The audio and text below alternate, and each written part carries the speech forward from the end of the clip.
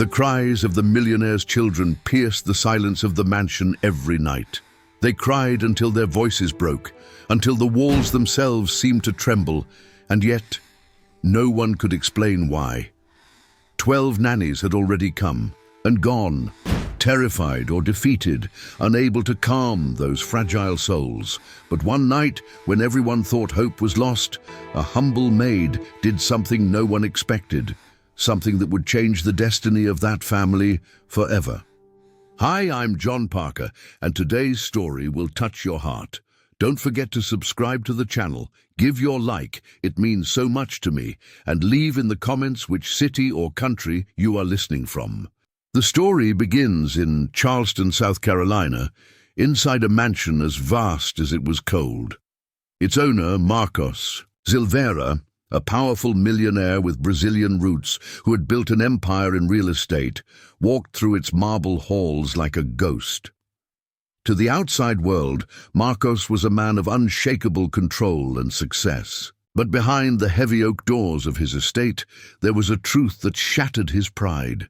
His newborn twins, Evelyn and Noah, cried every night without reason. Doctors had ruled out illness. Psychologists suggested trauma. But nothing explained their nightly wails, and no one could endure them. One nanny after another had tried, young women from local agencies, experienced caretakers recommended by the wealthy elite, even a retired nurse who swore she had seen it all. Each of them surrendered within days, claiming the cries were unbearable, or worse, unnatural. One even whispered that the house itself seemed cursed, as if the children were sensing something the adults refused to see. Marcos, though skeptical, could not ignore the growing rumors among his staff. He had lost his wife, Isabella, in childbirth 2 years earlier, and since then shadows of grief had hung over the mansion. The staff spoke in hushed tones of Isabella's presence lingering in the nursery, of a cold draft that passed through the room even in the heat of July, of the way the twins sometimes seemed to cry at nothing, staring at an empty corner as if expecting someone to appear. Yet, for Marcos, the whispers were an insult. He was a man of logic, a builder of skyscrapers and fortunes, but even logic has its limits, especially when night after night he heard his children scream until dawn. His empire was solid, but his home was falling apart. It was then that Grace Miller entered their lives. Grace was not a trained nanny, nor a professional caregiver.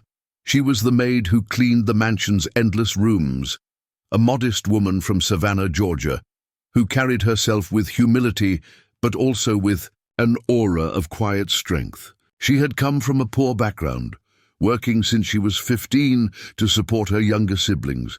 Life had taught her to endure storms without complaint. One night, as the cries once again echoed through the halls, Grace did something no one expected. She walked into the nursery, not as an employee obeying orders, but as a woman moved by something deeper. She picked up Evelyn first, then Noah, and held them both close to her chest, humming a lullaby her grandmother used to sing. The staff, watching from the doorway, expected the same outcome as always, the screams continuing, Grace collapsing in frustration. But to their astonishment, the children quieted. Their sobs turned into whimpers, then into silence, and soon into sleep. Marcos, standing behind the staff, could not believe his eyes. The millionaire who had seen fortunes rise and fall, who had faced competitors in the harshest markets, felt his knees weaken at the sight of a maid, soothing what no nanny could. For the first time in years, his mansion was quiet. But Grace knew something the others didn't. She had felt a strange weight when she entered the room, a sorrow so heavy it pressed against her chest. She had noticed how the twins clutched at her as if recognizing her touch, and most of all, she had seen something in their eyes, not fear, but longing, as though they were searching for something they could not name. That night marked the beginning of a revelation no one was prepared for. Because Grace wasn't just calming the children, she was unlocking a secret buried deep within the Silveira family. A secret that had the power to destroy Marcos or redeem him. And as dawn broke over Charleston, Marcos knew one thing. The life he thought he controlled was about to unravel. The cries had stopped. But the real story was just beginning.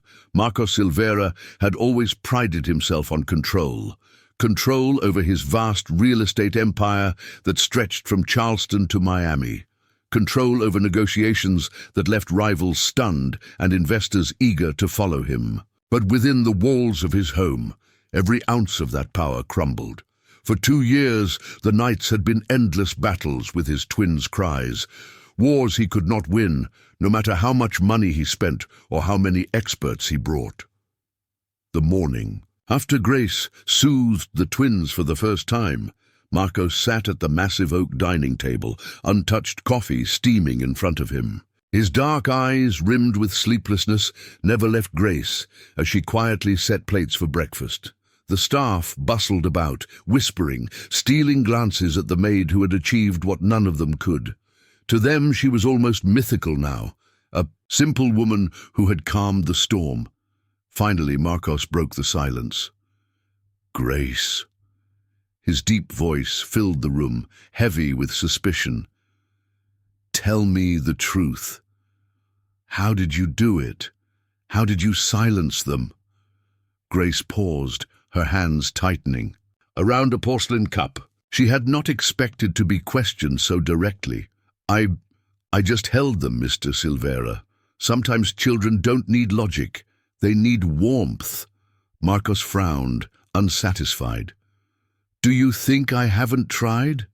Do you think I haven't held my own children in my arms, begging them to stop?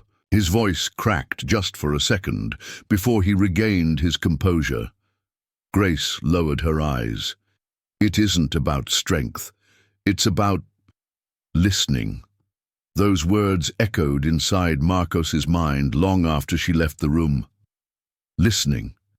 Was there something he wasn't hearing? Something the children were trying to tell him? The thought unsettled him because deep down he feared the answer. That afternoon, Grace was summoned to the nursery again. The twins had begun to cry as dusk fell, their tiny fists clenched, their faces red with torment. Marcos stood in the doorway, arms crossed, jaw tight. He wanted to see with his own eyes if the previous night had been a coincidence. Grace lifted Evelyn, then Noah, and began to hum softly, rocking them in her arms. The melody was old, almost forgotten, a hymn her grandmother had sung during summer, nights on the porch in Savannah. Within minutes the twins quieted, their tears subsiding as their bodies relaxed against her. Marcos's breath caught. It wasn't a coincidence. This woman, this maid, was doing something beyond explanation. But then, as the silence stretched, Grace's eyes drifted to the corner of the room. She froze. A chill swept across her skin. For the briefest second, she thought she saw movement there. A shadow, subtle but undeniable. Her heart raced, but she forced herself to keep singing, not daring to alarm the children. When she looked up, she realized Marcos had seen her hesitation. His eyes narrowed. "What did you just see?" he demanded. Grace shook her head quickly. "Nothing, sir, just the light." But her trembling voice betrayed her. Marcos stepped closer, his tone sharp. "Don't lie to me. Did you see something in this room?" Grace swallowed hard. "I only know what I felt, Mr. Silveira. And what I felt was sorrow, heavy, suffocating sorrow." His face hardened. "I will not have superstitions in my house. My children need care, not ghost stories." He turned away, but Grace could see the flicker of doubt in his posture. For all his arrogance, for all his reliance on logic, there was something in his eyes, fear. That night, Marcos poured himself a glass of bourbon in his study, staring at a portrait of Isabella that hung over the fireplace. Her smile, captured in oil and canvas, seemed almost alive. The memory of her death still haunted him, the way she had slipped away in childbirth, leaving him with 2 infants and an emptiness money couldn't fill. "Isabella," he whispered, his voice breaking. "What am I supposed to do without you?" Meanwhile, Grace sat alone in the modest room given to her on the mansion's lower floor. She held a worn Bible in her hands, praying quietly. "God, if you brought me here for a reason, help me see it. Help me carry these children's pain, and help me face whatever shadows linger in this house." The next morning, something unexpected happened. Evelyn toddled into the dining hall, her tiny hand clutching a ragged stuffed bunny. She walked past the line of servants, past her father's towering presence, straight to Grace. Without a word, she reached up, demanding to be held. Gasps filled the room. The twins rarely approached anyone, not even their father. Marcos's jaw tightened as he watched Grace scoop Evelyn into her arms, the child nestling against her shoulder with a sigh.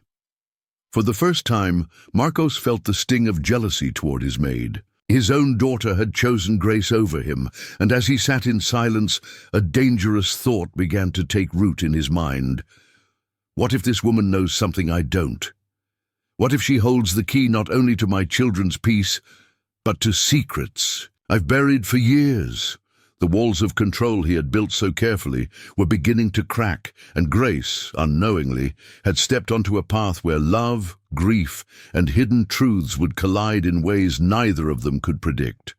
The children had stopped crying for now, but Grace was about to uncover something in that mansion, something that would test every ounce of courage she had. The mansion of Marcos Silveira was built on grandeur, high ceilings, chandeliers imported. From Italy, mahogany staircases polished until they gleamed. Yet beneath all its splendor, there were corners that breathed with silence too heavy to be natural, and Grace was beginning to notice them. It started subtly.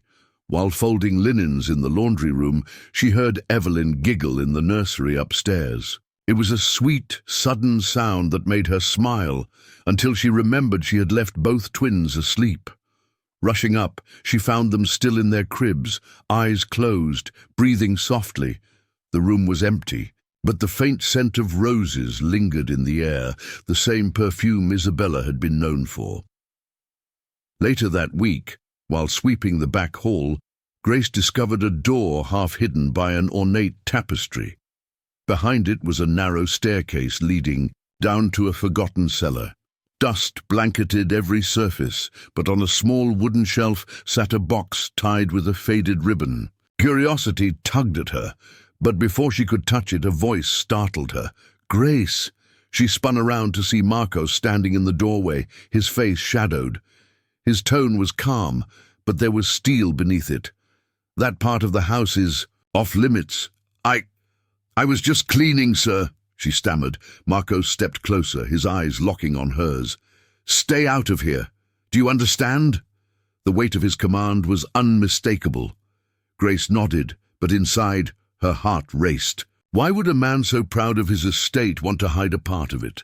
And what lay inside that box, forgotten, yet carefully preserved? That evening, Marcos sat in his study with a glass of bourbon, staring at Isabella's portrait again. His thoughts were tangled, his emotions raw. The sight of Grace soothing his children gnawed at him, stirring both relief and resentment. She was succeeding where he had failed, but worse than that, she was stirring memories he had buried deep, memories he wasn't ready to face. If she digs too deep, he thought grimly, she'll uncover truths that could destroy everything. Grace, meanwhile, grew closer to the twins each day. Evelyn clung to her apron strings, while Noah toddled after her with unsteady steps. One evening, as she tucked them into bed, Noah pointed toward the corner of the nursery and babbled a single word. "Mommy." Grace froze, her blood turning, cold. The child's gaze was fixed on the empty corner where she herself had once felt that suffocating sorrow. She pulled him close, whispering, "It's okay, sweetheart. You're safe." but her hands trembled as she stroked his hair. That night, unable to sleep, Grace wandered the halls. The silence of the mansion pressed in on her until she felt suffocated. Then she heard it, soft, faint, almost like a sigh, a woman's whisper. She stopped dead in her tracks. The voice was coming from the nursery. When she opened the door, the twins were fast asleep, but a rocking chair in the corner was moving gently, as if someone had just risen from it. The scent of roses filled the air again. Grace fell to her knees, clutching her Bible. "Lord, what is happening in this house?" she whispered. The following morning she decided to risk speaking to Marcos. Over breakfast she leaned closer, her voice low but firm. "Mr. Silveira, there are things in this.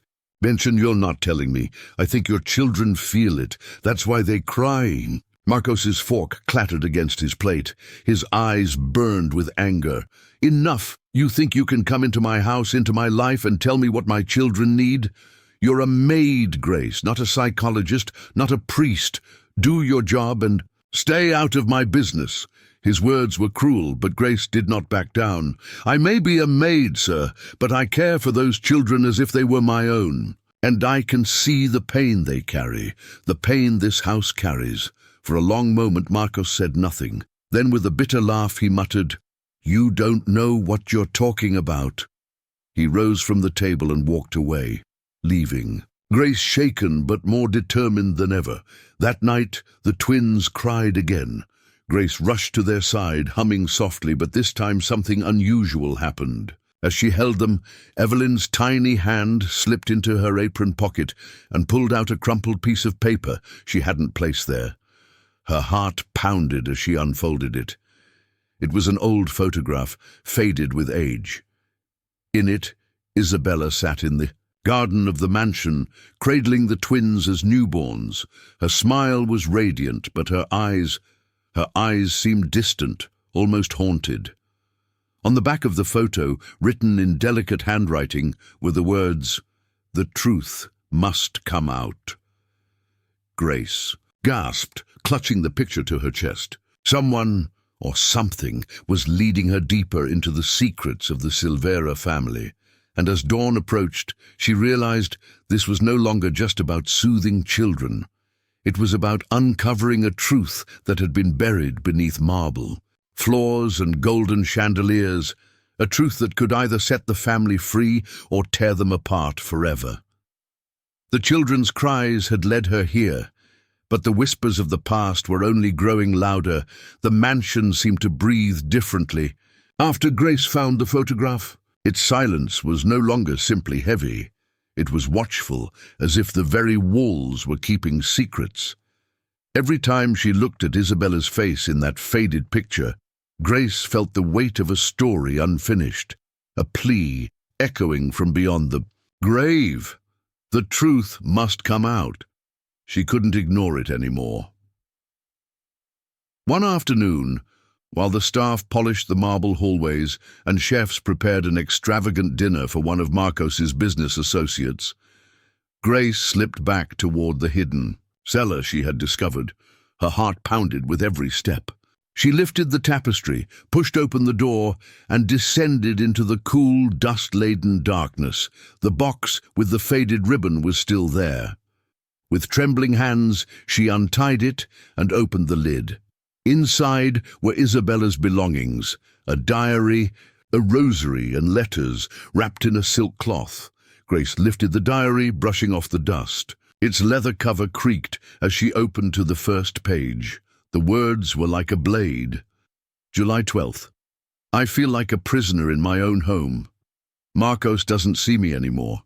He's too consumed with the empire he's building. But I know something is wrong with this house. At night I hear whispers, and the children, though still unborn, kick violently as if they sense it too. Grace's eyes blurred with tears. Isabella had written of loneliness, of despair, and of secrets she was never able to share. Suddenly, a sharp voice cut through the silence. "What are you doing down here?" Grace spun around. Marcos stood at the top of the stairs, his face pale with fury.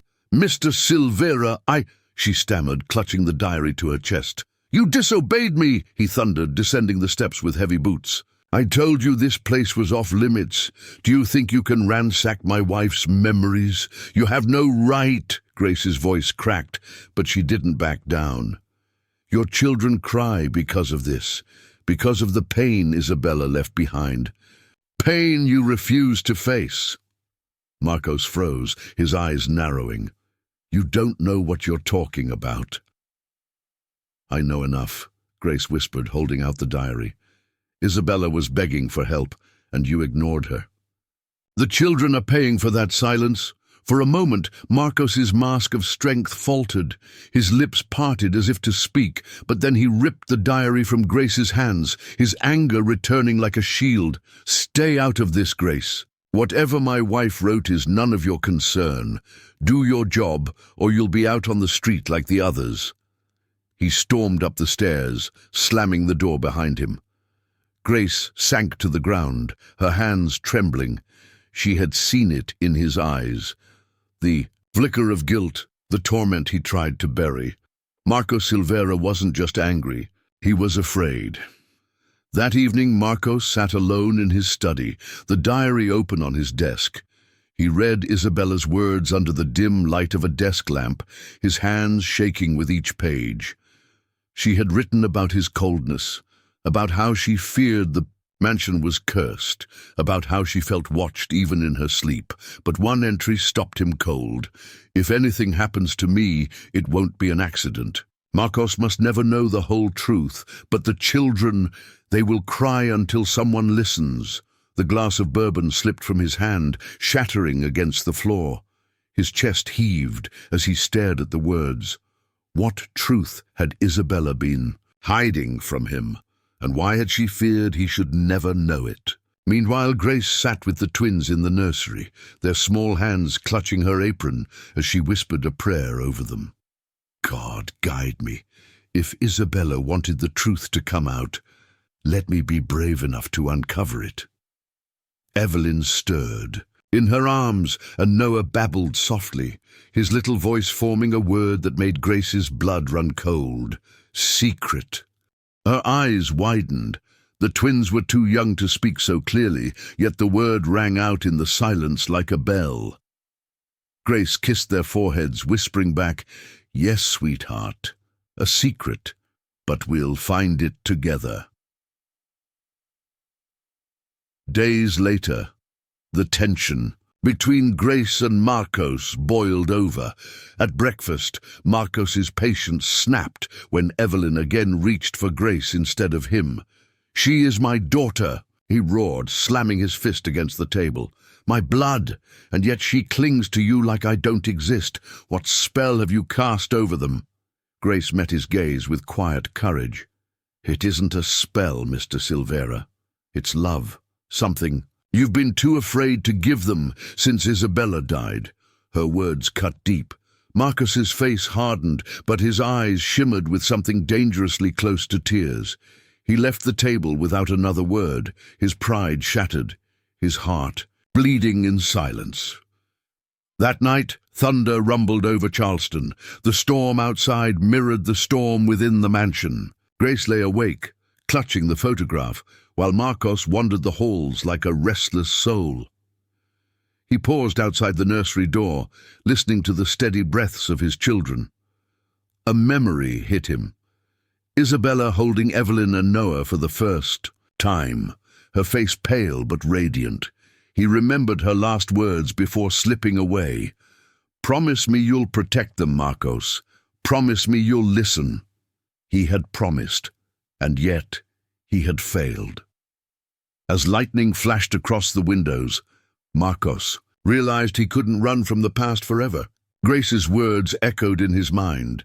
"They cry because of the pain you refuse to face," and in that storm, Marcos knew the time was coming when the truth, whatever it was, would no longer remain hidden. The children's cries had stopped for now, but the storm outside was only a reflection of the greater storm within the Silveira family, and Grace was about to discover a revelation that would shake the mansion to its very foundation. The storm passed over Charleston, leaving the city streets washed and glistening. But inside the Silveira mansion, the storm had only just begun. Grace could feel it in the air. The tension between Marcos and the truth he tried to bury was reaching a breaking point. The morning after, while the staff prepared breakfast, Grace noticed the diary missing from Marcos's study. She had no doubt he had taken it to hide it from her. But what he didn't know was that she had slipped one of Isabella's letters into her apron the night she found the box. It was a short note, yellowed with time, but its contents burned in her chest. Like fire, if you're reading this, it means my fears were right. Marcos is hiding something about our family, something that even he doesn't want to face. The children, they will feel it, they will carry it, and until the truth comes to light, they will never be at peace. Grace pressed the letter against her heart. Isabella hadn't just been lonely. She had known there was a darkness poisoning her family. That evening, while the twins played quietly on the nursery floor, Grace knelt down to their level. Evelyn stacked blocks, her little brow furrowed with focus, while Noah clutched his stuffed bear. "Sweethearts," Grace whispered, "do you know why you cry at night? Is it because you miss your mama?" The twins didn't answer, but Evelyn dropped her block and pointed toward the corner of the room again, the same corner where Grace had felt the heavy sorrow before. Her eyes filled with tears. They weren't imagining it. These children were sensing what adults ignored, and Grace was certain Isabella's spirit was still here, waiting. The next day, Marcos returned earlier than usual from his office downtown. His face was pale, his tie loosened, and his hands trembling. He found Grace in the kitchen preparing a simple soup for the twins. "You were right," he muttered. Grace turned, startled. "Right about what?" Marcos sank into a chair, burying his face in his hands. "About Isabella, about the house, about everything I've tried to deny. I read her diary, Grace, all of it. She was afraid of me, of this place, of secrets I never wanted to admit." Grace approached cautiously, her heart pounding. "What secrets, Mr. Silveira?" His voice cracked. "My family's fortune wasn't built cleanly. My father, he was ruthless. He destroyed lives, cheated partners, even threatened Isabella's family before we married. She never forgave me for carrying his blood, for continuing the empire he created. She felt trapped." Grace's breath caught. "And she carried that pain until the end." Marcos nodded, tears finally spilling. "I tried to bury it, to pretend her words were just grief. But she was right. The children are suffering because of my silence, because I never faced the past." For the first time, Marcos Silveira, the untouchable millionaire of Charleston, looked broken. But Grace knew there was more. She couldn't ignore the voice in her heart telling her Isabella's story wasn't finished. "Mr. Silveira," she said softly, "the diary wasn't just about fear. It was about a warning. She wrote that you must never know the whole truth." What could she have meant? Marcos's head snapped up, confusion and dread flashing in his eyes. "Never know? What truth?" Grace hesitated, then pulled the hidden letter from her apron and handed it to him. His hands shook as he unfolded it. He read the words slowly, lips trembling. "The children will cry until the truth comes to light." He dropped the letter as if it had burned him. "What truth?" he repeated, his voice hoarse. "What was Isabella hiding from me?" Before Grace could answer, a shrill cry echoed through the mansion. The twins. But this was different. It wasn't the restless sobbing of before. It was desperate, terrified, piercing. Marcos and Grace ran to the nursery. The twins were on the floor, clutching each other, their eyes fixed on the rocking chair in the corner. And this time, both adults saw it, the chair moving back and forth, slow and steady, though no one was sitting in it. Marcos's breath caught, his face turned ashen. "Isabella!" Grace dropped to her knees, wrapping her arms around the children, whispering a prayer. The air grew heavy with the scent of roses. Marcos staggered back, his mind spinning. He could no longer deny it. His wife's presence lingered in the mansion. She wasn't at peace. That night, Marcos and Grace sat in the study after putting the children to bed. A fire crackled weakly in the hearth, casting long shadows on the walls.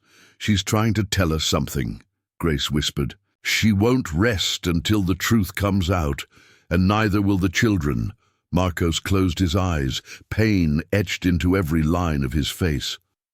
But what truth? What could be so terrible that even in death she won't let it go? Grace leaned forward, her voice firm. "We have to keep searching. For her sake, for the twins, for you." Marcos looked at her, his eyes filled with a mixture of fear and gratitude. For the first time, he didn't see Grace as just a maid. She was becoming something more, a light in the darkness he had lived with for too long, and in that fragile silence, Grace realized her own heart was at risk. Because the more she tried to heal this broken family, the deeper she was being pulled into its secrets and into Marcos's soul. The mansion was no longer just a home. It was a battlefield between past and present, love and grief, silence and revelation, and the greatest secret of all was about to surface. The days that followed were cloaked in unease. The Silveira mansion, once merely cold and silent, now felt alive with secrets. Every corridor seemed to whisper Isabella's name. Every creak of the floorboard sounded like footsteps trailing behind them. The twins, though calmer in Grace's arms, still woke at night trembling, their small voices calling for a mother who could no longer answer. Marcos wandered the halls like a man possessed. His empire outside the mansion continued to run, but he no longer cared about meetings or contracts. His mind was here, inside these walls, haunted by Isabella's diary, the rocking chair, and the scent of roses that followed him. He had built towers that touched the Charleston skyline, yet he could not build peace within his own home. Grace, though terrified at times, refused to abandon the children. Her faith anchored her. Every night she prayed aloud in the nursery, whispering verses of comfort while the twins clutched her hands. And each time she prayed, the cries lessened, as if Isabella herself listened. But Grace knew prayer wasn't enough.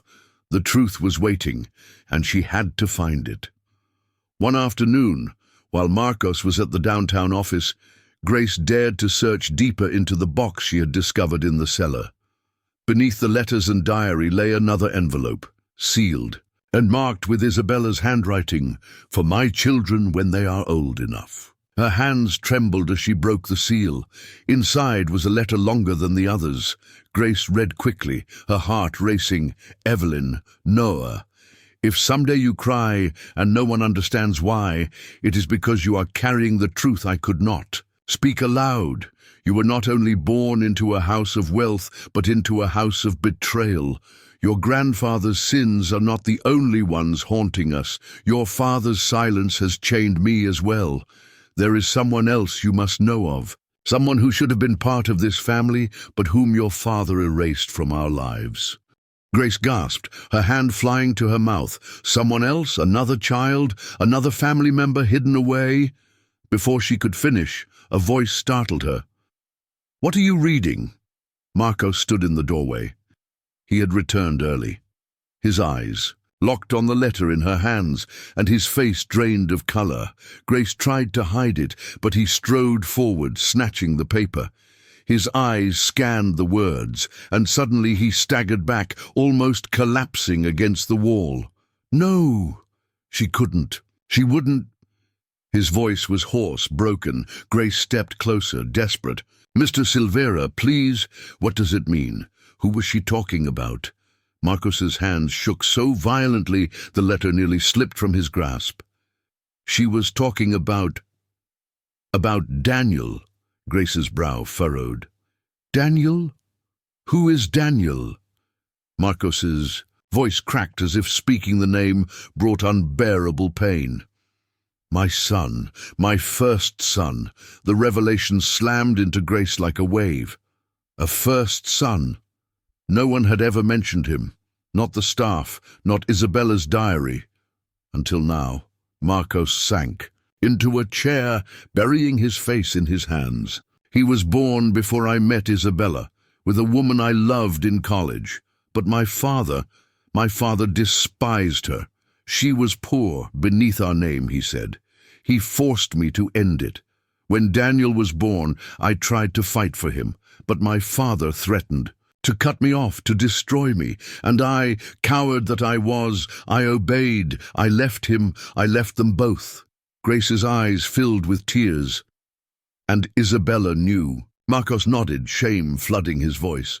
She found out. She said betrayal like mine poisoned a family. She swore the past would never let us go until I faced it. But I didn't listen. I told her it was over, that Daniel didn't matter anymore. And now she's right. My children cry because of the blood on my hands. His body shook as he whispered, I abandoned my own son. Grace placed a hand on his shoulder, her voice steady but full of compassion. Mr. Silveira, this is the truth. Isabella wanted to come out. This is why she wrote those letters. She wanted you to face what you buried. Marcos lifted his head, his eyes red with anguish. But it's too late. Daniel must hate me. If he's even alive. Grace shook her head. It's never too late. Redemption always begins with confession. If Isabella's spirit lingers, it's because she wants you to make this right. Not for her, but for your children. For Evelyn, for Noah, and for Daniel. Her words pierced him like arrows. For the first time, Marcos felt the weight not only of grief but of possibility. Could he find Daniel? Could he beg forgiveness? That night, as the storm returned, the mansion seemed to tremble under the weight of the past. Grace tucked the twins into bed, whispering softly, Your cries have meaning, little ones. And soon your father will hear them. In the nursery corner, the rocking chair moved once more. But this time, Grace didn't feel fear. She felt approval, almost like a gentle nudge from Isabella herself. Marcos stood in the doorway watching, the scene with tears streaming down his face. He knew what he had to do. The cries of his children had led Grace to the secret he had buried for decades. Now, only one path remained. To find Daniel, to face his betrayal, and to fight for redemption. The mansion had revealed its secret. But what Marcos would discover next would test the very limits of love, forgiveness, and family. Marcos Silveira could not shake the name from his mind. Daniel. It echoed through the marble halls, through the restless cries of his twins, through the sleepless nights he spent staring into the flames of his study's fireplace. For decades, he had tried to erase his firstborn from memory, and yet here he was, alive in every word Isabella had left behind, alive in the silence of the house, alive in the pain of the children who cried for a truth they couldn't even understand. Grace saw the torment in Marcos's eyes. The once imposing millionaire, whose voice could silence a boardroom with a single command, now looked like a man lost at sea. His power meant nothing if he couldn't mend the wound of abandonment that haunted his bloodline. Mr. Silveira, Grace said one morning as she poured him coffee, you can't bury this anymore. If Daniel is alive, you must find him. Marcos gripped the porcelain cup tightly, his knuckles white. And what if he refuses to see me? What if he spits in my face? I left him when he needed me most. I let my father dictate his life, and mine. Why would he forgive me? Grace leaned closer, her voice low but unwavering. Because deep down, every child, no matter how grown, longs to know why they were abandoned. And maybe, just maybe, he longs to be found. The search began. Quietly, Marcos reached out to private investigators in Atlanta, where he believed Daniel and his mother had once lived. Days stretched into weeks as phone calls were made, records were searched, and silence pressed on the mansion like a storm waiting to break. Grace stayed close to the children during this time. She noticed Evelyn had stopped pointing at the nursery corner as often, and Noah's cries were less piercing. It was as if the twins sensed the truth was being pursued, as if Isabella herself was guiding the journey. But Marcos's frustration grew. "Every lead ends in nothing," he growled one night, slamming a folder shut. His mother moved, changed jobs, changed names. It's like they vanished. Grace placed a calming hand on his arm. People run when they're hurt. She was, protecting him. But hurt leaves traces, Mr. Silveira. Keep looking. One evening, just as Marcos was ready to give up, the phone rang. The investigator's voice was firm. "We found him. Daniel lives in Asheville, North Carolina. He's 28. Works as a mechanic at a small auto shop." The words hit Marcos like lightning. His son wasn't just alive, he was close. A mere few hours away, he dropped into his chair, his chest heaving. "Asheville." His voice cracked with disbelief. "My son has been just miles away all this time." Grace's eyes filled with tears of hope. "Then it's time. You must go to him." But Marcos hesitated, fear gripping him like iron chains. "What if he hates me, Grace? What if I only reopen wounds? I don't deserve his forgiveness." Grace's tone softened, but her words struck like truth itself. Forgiveness isn't deserved, it's sought. You owe him the chance to look you in the eyes and decide for himself. The following morning, under grey skies, Marcos prepared for the journey. Grace dressed the twins warmly, insisting they should come. "They should be part of this, Mr. Silveira," she said. "They are his blood, and maybe seeing them will soften his heart." The idea terrified Marcos, but deep down he knew she was right. They drove north in silence, the road winding through the Carolina mountains. Grace hummed softly to calm the twins in the back seat, her voice like a balm. Marcos gripped the steering wheel so tightly his hands ached. Each mile brought him closer to a confrontation he had avoided for half his life. Finally, they arrived at a modest auto shop on the outskirts of Asheville. The scent of oil and metal filled the air. Workers moved in and out, carrying tools, wiping, grease from their hands, and then Marcos saw him. Daniel stood near a pickup truck, tall and broad-shouldered, his dark hair damp with sweat, his hands stained with oil. He bore no resemblance to the polished millionaire his father had become, but in his jawline, in his eyes, there was no denying the blood they shared. Marcos's breath caught. "That's him," he whispered. Grace touched his arm. "Go." But Marcos's feet felt like stone.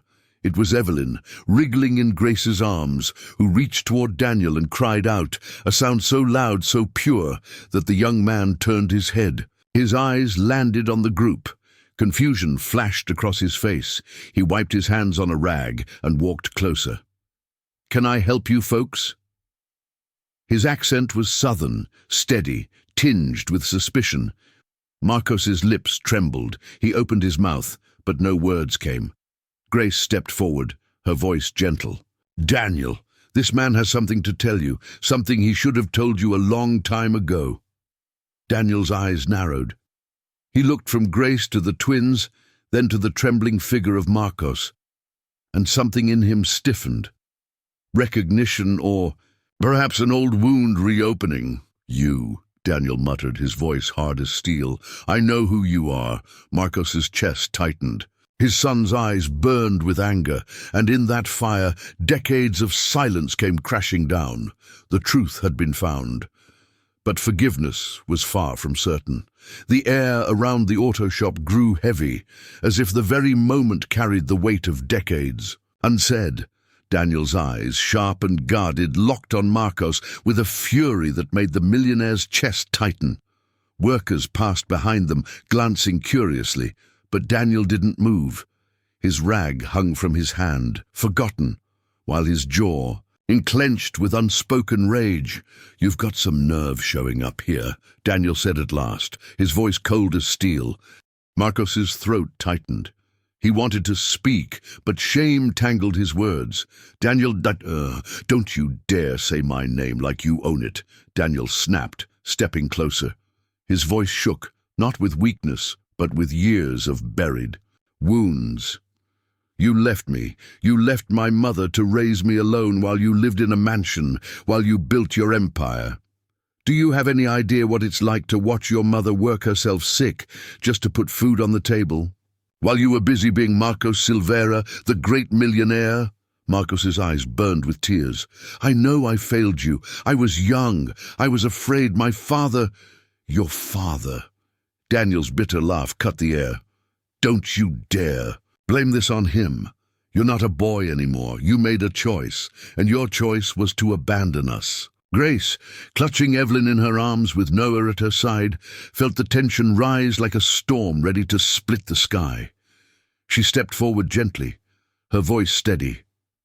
"Daniel, you're right. He failed you. He failed your mother. But he came here today to tell you that, to beg for forgiveness." Daniel's eyes flicked to her, softening for just a fraction of a second, then hardened again. "And who are you? Another servant trying to clean up his mess?" Grace didn't flinch. "No, I'm someone who's seen his heart break for what he did. Someone who's watched your brother and sister cry every night because of a pain they don't understand. And someone who believes that if Isabella, your stepmother, were here, she'd want this truth brought to light." At the mention of Isabella, Daniel's anger wavered, his brow furrowed. "Isabella," Marcos swallowed. "Hard. She knew about you. She left letters, warnings. She said the children would never be at peace until the truth was faced." For the first time, Daniel's expression cracked. He looked at Evelyn and Noah, who stared at him with innocent curiosity. Their tiny hands reached toward him, sensing the blood tie even in their naivety. Daniel's breath faltered. "Mine too," Marcos's voice trembled. "Your brother and sister, yes." But before the fragile moment could settle, Daniel's pain surged again. He stepped back, shaking his head. "Do you think showing up with children in your arms erases 28 years of silence? You don't get to call me son.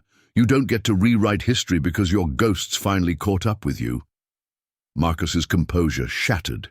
He dropped to his knees on the grease-stained pavement, his suit trousers soaking up the dirt. "I don't want to rewrite history. I want to face it. I want to face you. If all I deserve is your hatred, I'll take it. But please, don't turn away without hearing me." Daniel froze. The sight of the mighty Marcos Silveira brought low, burning deep into him. His father, once untouchable, was begging on his knees. Grace whispered, "Listen to him, Daniel. You've carried anger your whole life. Let him carry the weight now." Marcos lifted his head, his face streaked with tears. "I loved your mother, Daniel, more than I've ever admitted. But my father threatened everything, my future, my life, her safety. I should have fought harder, but I was weak, and I've lived with that weakness every single day since. I thought burying you would bury my shame, but it only grew. Isabella died carrying that burden too. The twins cry because they feel the pain I pass down. If you can't forgive me, I understand. But let me at least be a father to you now. Even if all that means is standing in front of you and saying, 'I'm sorry.'" The silence stretched. Workers stopped what they were doing, watching in disbelief as Charleston's powerful millionaire knelt before a mechanic covered in grease. Daniel's chest heaved, his fists clenched. The anger in his eyes was raw, but so was the pain. He had dreamed of this moment as a child, his father coming back, apologizing, explaining. And yet, now that it was here, it didn't feel like victory. It felt like a wound reopening so deeply it nearly crushed him. Finally, his voice cracked. Do you know how many nights I cried, wondering why you didn't want me? Do you know how many birthdays I waited for you to show up? You destroyed me, Marcos. You destroyed her. Marcos bowed his head. I know. And if I could trade my fortune, my empire, my very life to give those years back, I would. But I can't.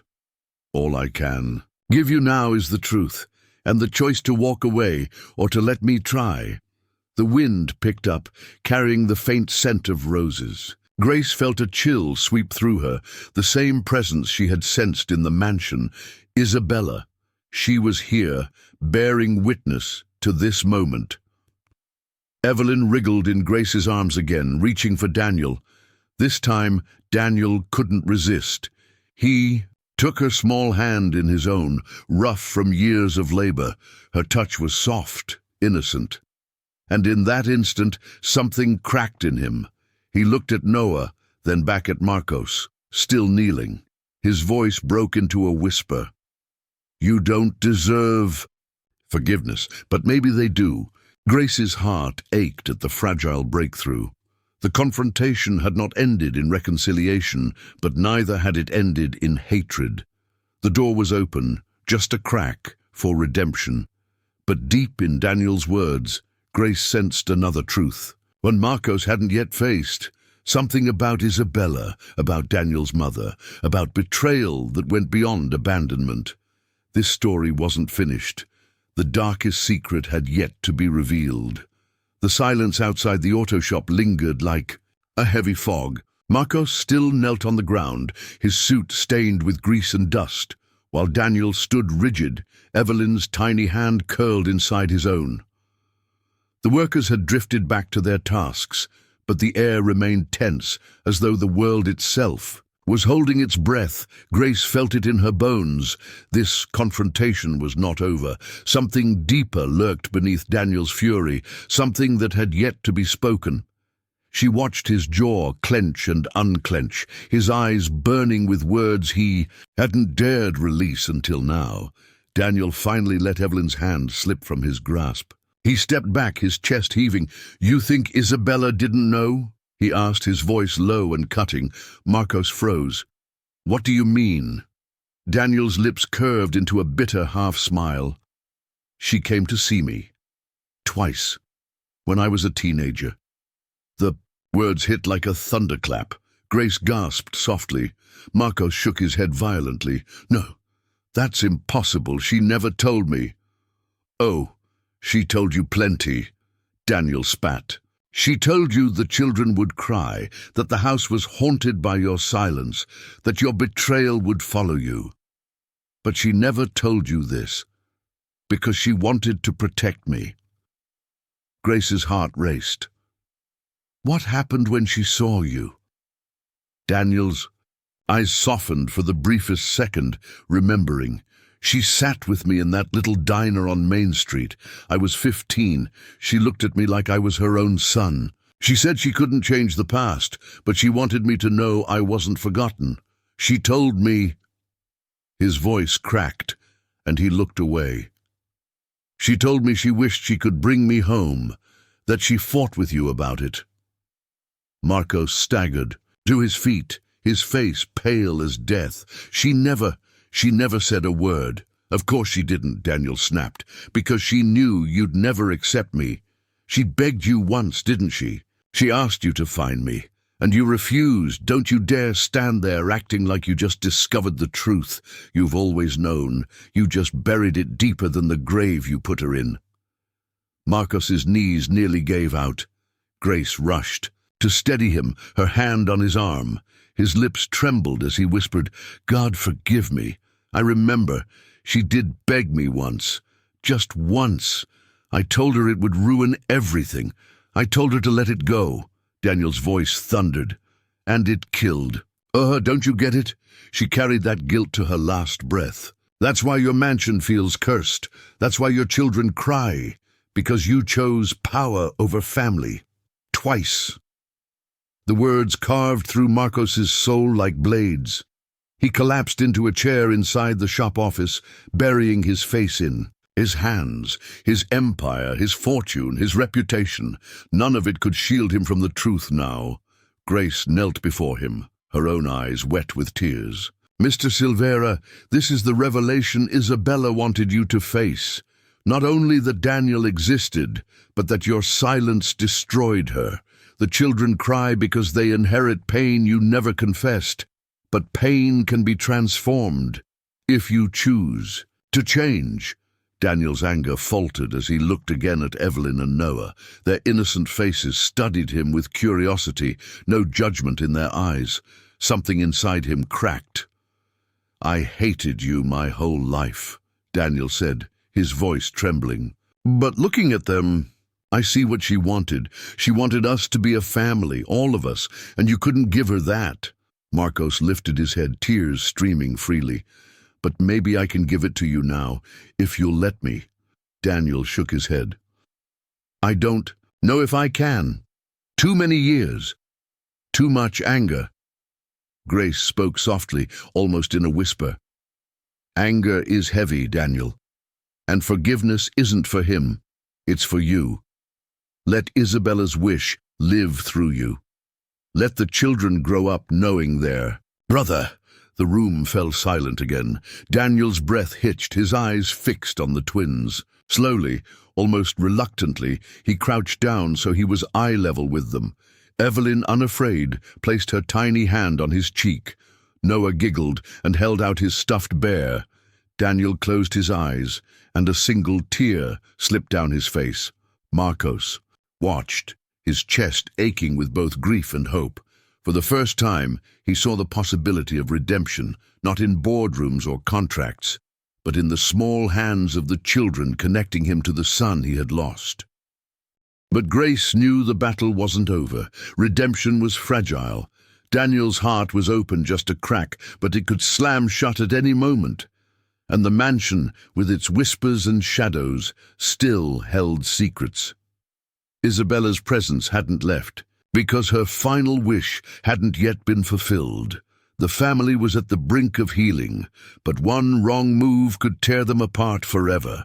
The cries of the children had brought Marcos to Daniel, but the darkest secret had shown them all that Isabella's voice was louder in death than it had ever been in life.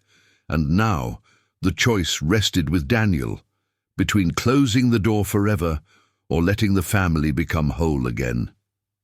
The drive back from Asheville was unlike anything Marcos had ever experienced. For hours, the silence between him and Daniel had been thick and fragile, like glass waiting to shatter. Grace sat in the back seat with Evelyn and Noah, whispering soft lullabies, her presence the glue holding the moment together. Daniel stared out the window, his jaw tight, but his eyes flicked every so often to the children. Each glance softened him little by little. When they arrived at the mansion, the weight of Charleston's humid night pressed against them. The great house loomed as it always had, proud yet haunted. But something was different now. When they entered, the cries that had once filled the nursery did not come. Instead, the twins slept peacefully, as though sensing their family was closer to being whole. Daniel stood in the nursery doorway, his hands shoved in his pockets, his shoulders tense. "This place feels heavy," he murmured. Grace stepped beside him. "It is, because it carries everything left unsaid. But tonight, you've brought light into it." He looked at her, his eyes uncertain. "I don't know if I can forgive him, not fully." Grace's voice was gentle but steady. "Forgiveness isn't about erasing the past. It's about choosing not to let it chain you anymore. You don't have to give him everything tonight, just enough to open the door." Behind them, Marcos entered quietly. He looked smaller than ever before, stripped of pride and arrogance, his eyes fixed on his son. "Daniel," he whispered, "I don't deserve your presence in this house, but I thank God you walked through those doors. If all you give me is your silence, I'll accept it. If you walk away tomorrow, I'll understand, but I want you to know, you are my son, and I will never deny you again." Daniel's chest rose and fell sharply. The storm of anger, grief, and longing battled inside him. And then, without a word, he stepped into the nursery and sat on the floor beside the twins. Evelyn stirred in her sleep and reached out, her small hand finding his. Noah rolled closer, resting his head against Daniel's leg. It was not forgiveness. Not yet, but it was a beginning. Marcos's knees buckled and he pressed his hand to his mouth, choking on sobs. For the first time in years, he felt something stir inside the mansion, something shifting, something lifting. The rocking chair in the corner, so long a symbol of sorrow, stood still. The scent of roses faded gently, like a farewell. Isabella's presence was no longer trapped. Her secret had been revealed. Her children, all of them, were together at last. Grace closed her eyes, whispering a prayer of gratitude. "Rest now, Isabella. They will carry your love forward." Days turned into weeks. The mansion, once cold, began to change. Daniel didn't move in, not yet, but he returned often, drawn to the siblings he never knew he had. Slowly, the bitterness in his heart began to melt, replaced by a fragile bond. Marcos, humbled, made it his mission to earn his son's trust, not with money, but with presence, with humility, with truth. The twins no longer cried through the nights. They slept peacefully, their laughter filling the halls during the day. The curse of silence and sorrow had been broken by confession, by truth, by the courage of one humble maid who had dared to listen when no one else would. Grace remained by their side, her heart swelling as she watched a broken family stitch itself together again. And as the sun set over Charleston one quiet evening, John Parker's voice filled the story, warm and reflective. "I'm John Parker, and remember, every story hides a truth. Tonight, we've walked with a millionaire haunted by betrayal, a son abandoned but not forgotten, and a maid who became the bridge between past and redemption. Isabella's spirit taught us that silence destroys, but truth heals, even when it hurts. Now I want to hear from you. Where are you listening from tonight? Write your city or your country in the comments. I love knowing how far these stories travel. And don't forget to subscribe to our channel and give this video a like. It helps us bring more stories of love, betrayal, and redemption to people just like you. Because in every mansion, in every home, behind every door, there is a story waiting to be told. The story closed with the image of Daniel sitting on the nursery floor, Evelyn and Noah curled against him, while Marcos stood nearby, his eyes full of sorrow and hope. Grace watched quietly, her heart steady. The past could not be erased, but the future had been rewritten, and for the first time in years, the Silveira mansion was no longer haunted. It was finally, truly, a home.